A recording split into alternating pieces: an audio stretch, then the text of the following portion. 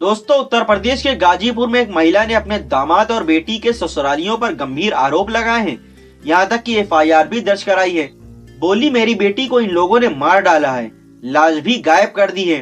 मगर अब बेटी की असलियत सामने आई तो मां शर्म से पानी पानी हो गई।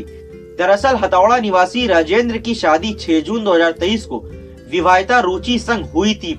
3 अक्टूबर को दहेज हत्या की तहरीर देते हुए उसकी मां ने बताया कि उन्होंने दहेज के रूप में 50,000 रुपए सहित जेवर आदि सामान दिए थे। दहेज में बाइक न मिलने पर बेटी को प्रताड़ित किया जाने लगा। यहाँ तक कि वे भी आरोप लगाया कि ससुराली उसे मारते पीटते हैं, साथ ही खाना और कपड़ा तक नहीं देते हैं। कई बार पंचायत होने के बावजूद ससुरालियों के स्वभाव में बदलाव नहीं आया। ये भी आरोप लगाया गया कि ससुराली जन हमारे घर आकर हमें भी मानसिक व शारीरिक प्रताड़ित करने लगे। इधर रुचि के पिता की मौत हो गई है तो पिता का अंतिम दर्शन करने के लिए भी रुचि को मायके नहीं आने दिया।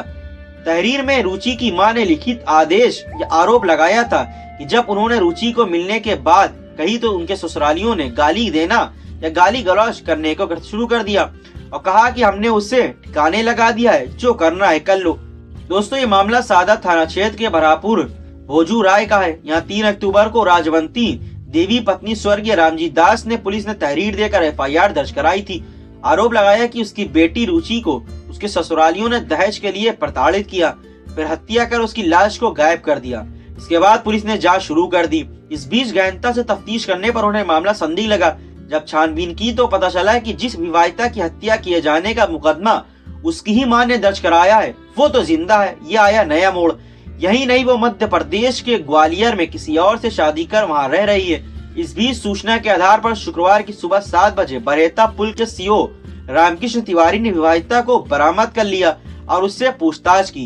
विवाहिता ने बताया कि मायके वालों ने उसकी शादी बिना उसकी मर्जी से जबरदस्ती करा दी थी, जबकि वो स्कूल के समय से ही एक अन्य युवक से प्यार करती थी और उसी से शादी करना चाहती थी।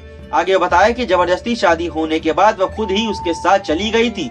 दरकथित मृतक की जिंदा होने की सूचना मिलते ही दहेज के लिए हत्या किए जाने के आरोप में माथे पर बदनुमा दाग झेल रहे खानपुर के हथौड़ा निवासी उसके पति राजेंद्र, सास कमला देवी, ससुर फूलचंद, देवर मुन्ना, ननद रेनू व आकाश की जान में जान आई।